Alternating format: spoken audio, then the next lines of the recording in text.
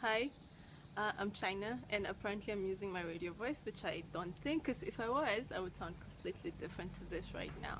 But then, since this is just the test run, I'll just go ahead and talk about basically this traditional marks on my face, which is quite debatable in my culture. I'm Donga, and so basically Ndongas don't carry the tribal marks, but then it's more than Ganjera and the Kwambi. I think I'm not quite sure about that because I just assume that because every time someone asks me, "Are you Ganjera?" or "Are you Kwambi?" so I assume that that's the tribal marks belong to them. Of course, I've never been interested enough to do research or to take it upon myself to make it a mission to sort of find out what the marks entail.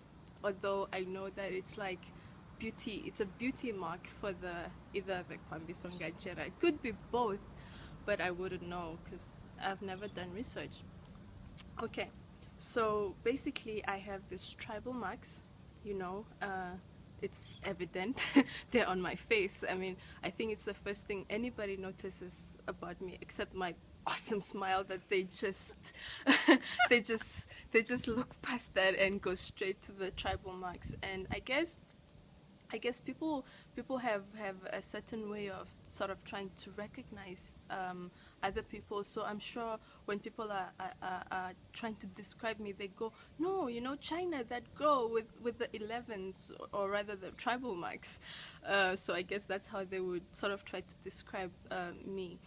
But then growing up, I've had a lot of questions like, if you're older and you can afford it, would you have plastic surgery? Would you try to cover the marks? And my answer has always been no, because as much as the marks are what's the word? As much as the marks are out there, and that's the first thing I guess people notice about me, they've also become a part of me in a sense that I can look at myself in the mirror and I actually don't even see them because I'm looking straight at me, I'm looking at myself, and I guess that's one of the reasons I don't see the marks until, of course, someone says, "Oh, hey, it's that girl with the 11s," you know, and then I remember, oh, damn, I have marks. But then, okay, growing up, I was teased a lot. Kids would call me 1111, and I guess that was my name, and my argument was always like, no, this is either 11 or 22. and I guess that's I guess as a kid, or rather human beings look for ways as sort of coping mechanisms, yes. Yeah, I guess human beings try to find coping mechanisms, and that was my way. That was always my defense. It was never 1111. It was either just 11 or 22. Man, why did you get them? oh, yes. Oh, right there in the beginning, I was supposed to talk about this, and then my mind got, and then, yeah.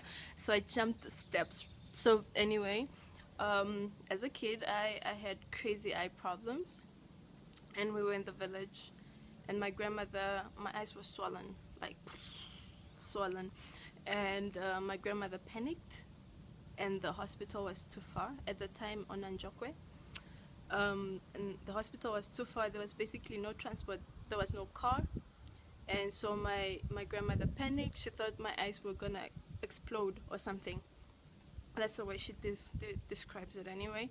And so basically she just went to the neighbors, asked the lady, the old lady, "Oh, can you do this?" And then the woman was like, "Yeah, sure." So basically what happened was I went through a ritual, sort of like sort of like a initiation. I'm joking. I went through a ritual, and it was basically the lady had to take the horn of I think cattle. No. It was a goat. It was a goat horn, because I remember they showed me a picture and it was quite small. So it was the horn of a goat. Yeah. and so she cut the straps, I guess, on my face, and then basically they tried to, using the horn, they sucked blood, or rather pus, out of here to sort of relieve tension from my eyes, and that's how this were born. And welcome to the rest of my life, basically.